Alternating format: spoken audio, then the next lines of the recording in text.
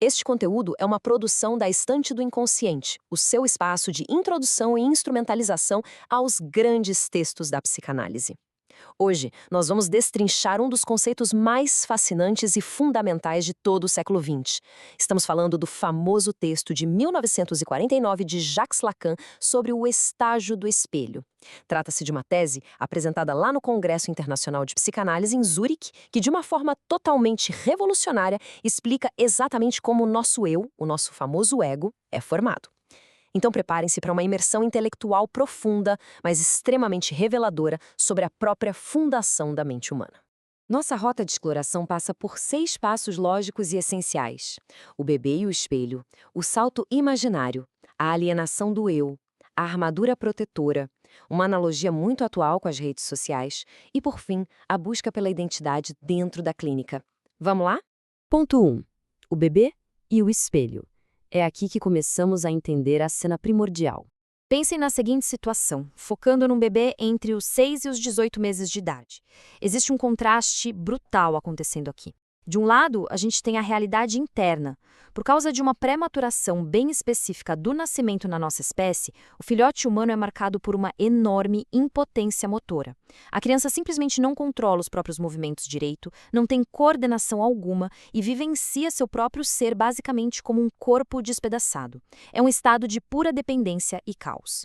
Mas aí, do outro lado, esse mesmo bebê se depara com um espelho. E o que aparece lá não é um corpo em pedaços. É uma ilusão externa perfeitamente delimitada, um reflexo inteiro e estável. Lacan dá o nome para essa forma visual captadora de Gestalt. E a reação da criança diante dessa Gestalt é absolutamente fascinante. O texto de Lacan fala da assunção jubilatória de sua imagem especular. É literalmente um momento de estalo, aquele Aha-Erlebnis, uma verdadeira explosão de alegria e iluminação. O bebê, muitas vezes ainda precisando ser amparado por um adulto, se agita todo numa alegria contagiante ao reconhecer aquela imagem. Olha que interessante. Se você coloca um chimpanzé na frente do espelho, ele percebe rápido que a imagem é vazia e logo perde o interesse. Mas o humano não. O bebê humano fica vidrado. Ele começa a brincar incansavelmente com a relação entre os próprios movimentos ainda caóticos e aquela imagem toda unificada que o espelho devolve para ele. Ponto 2. O salto imaginário. A construção dessa matriz simbólica. É fundamental entender que esse reconhecimento visual vai gerar uma transformação psicológica que não tem volta. O estágio de espelho não é só uma fasezinha temporal que passa, é um mecanismo de fundação. Acompanhe comigo a mecânica da coisa. Passo 1. Temos aquela insuficiência orgânica, a realidade física fragmentada da qual falamos. Passo 2. Acontece um encontro arrebatador com a imagem no espelho. E aí chegamos no passo 3, que é onde a miragem acontece de fato, a identificação. O bebê assume aquela imagem para si. Ele olha para o contorno perfeito e, num salto puramente imaginário, ele conclui: aquele sou eu. Ou seja, ocorre a identificação com uma forma que está de fora para conseguir superar a insuficiência que está do lado de dentro. É exatamente dessa matriz simbólica que o nosso eu precipita. Ponto 3. A alienação do eu. O grande paradoxo de Lacan. Agora pensem no impacto disso. Se a nossa identidade inteira é formada através de um reflexo, o que é que isso diz sobre a natureza humana? O ponto nevrálgico dessa teoria é o conceito de alienação. Percebam que o eu não nasce de dentro para fora, de jeito nenhum. Ele nasce lá do lado de fora. Ele é construído a partir de uma miragem externa e completamente ficcional que o Lacan chamou de eu ideal. Amar esse reflexo, apaixonar-se por essa totalidade que, no fundo, não corresponde à realidade caótica e fragmentada do corpo real, é a base do chamado narcisismo primário. Trocando em miúdos, a própria essência do ser humano carrega uma rachadura estrutural.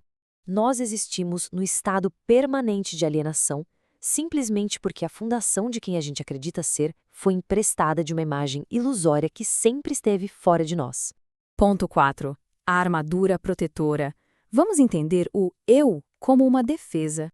Para entender de verdade por que precisamos tanto dessa ilusão, Lacan convida a gente a observar o que acontece quando essa defesa falha.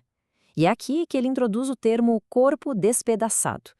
Trata-se daquela lembrança inconsciente totalmente aterrorizante da nossa vulnerabilidade original, daquela falta de coordenação lá do início.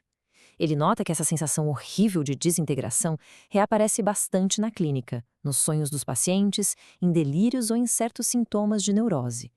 Ele chega a comparar essas visões de membros soltos e fragmentados às pinturas extremamente perturbadoras do Hieronymus Bosch, sabem? É exatamente dessa angústia angustiante, de despedaçamento, que o sujeito está tentando fugir o tempo todo. Então, para não enlouquecermos diante desse caos interno, a gente constrói o nosso eu como uma baita de uma armadura. Lacan usa uma analogia cirúrgica genial, dizendo que o eu age como uma estrutura ortopédica, super rígida. Pensa no aparelho ortopédico que segura e sustenta um corpo que está frágil. A identidade construída faz exatamente a mesma coisa pela psique. Ela esconde a fragmentação, nos defende de forma robusta contra a nossa vulnerabilidade real e, claro, com toda essa sua rigidez, acaba marcando as regras e os limites de todo o desenvolvimento mental que vem pela frente. Ponto 5.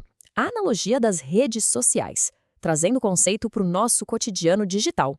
Se a gente trouxer essa teoria de 1949 para os dias atuais, não podemos esquecer de um detalhe muito importante na cena lá do espelho. O bebê, na verdade, não está sozinho. Quase sempre tem um cuidador ali, um adulto segurando a criança, apontando para o vidro e dizendo: "Olha lá, é você". Isso é o que a psicanálise chama de olhar do outro. Toda essa ilusão do espelho é extremamente frágil e só se mantém de pé porque o outro valida essa imagem para a gente. Sem esse reconhecimento social, a imagem do eu simplesmente desmorona. Isso significa que o nosso desejo começa a ser mediatizado pelo desejo do outro. A gente passa a vida querendo ser reconhecido por meio dessa imagem totalizante e perfeitinha.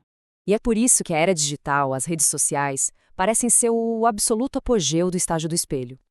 De um lado, a gente tem o feed. Aquela foto ultra curada, cheia de filtros no Instagram, é literalmente o nosso espelho contemporâneo.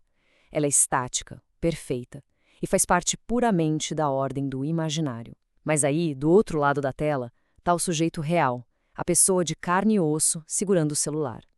Um sujeito que é fluido, complexo, cheio de angústias e lidando silenciosamente com o próprio corpo fragmentado. A busca incessante por tentar se fundir de verdade com esse ideal do eu digital, tentando manter a armadura sempre impecável e brilhante para o olhar do outro, é, sem dúvida nenhuma, uma das maiores fontes de despersonalização e sofrimento mental na atualidade. Ponto 6. A busca pela identidade e a importância de tudo isso na prática clínica. Encaminhando a nossa discussão para um fechamento. Afinal, o que isso muda para quem estuda ou trabalha com a mente humana? Para quem está no manejo clínico, nós temos 3 leis de ouro aqui.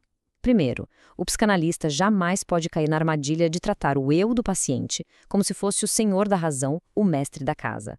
O eu é, fundamentalmente, uma ilusão defensiva erguida para evitar aquele caos da fragmentação. Segundo ponto, o espaço da análise clínica não serve para fortalecer esse eu imaginário. O papel da análise é justamente ajudar o sujeito a ultrapassar essa barreira de desconhecimento que a armadura impõe, tocando assim verdades muito mais profundas. E o terceiro ponto. O analista precisa operar tendo a absoluta clareza de que o desejo do paciente não surgiu do nada. Ele sempre foi mediatizado e estruturado pelo desejo do outro ao longo da vida. Deixamos aqui a provocação central deste conteúdo. Se o nosso eu é construído sobre uma imagem fora de nós, até que ponto somos donos da nossa própria identidade? Gostou de entender como sua identidade nasceu? Os links para os escritos de Lacan estão na descrição e fixados no primeiro comentário. Adquirindo por lá, você ajuda a estante do inconsciente a crescer. Inscreva-se e compartilhe com seus colegas de grupo de estudos.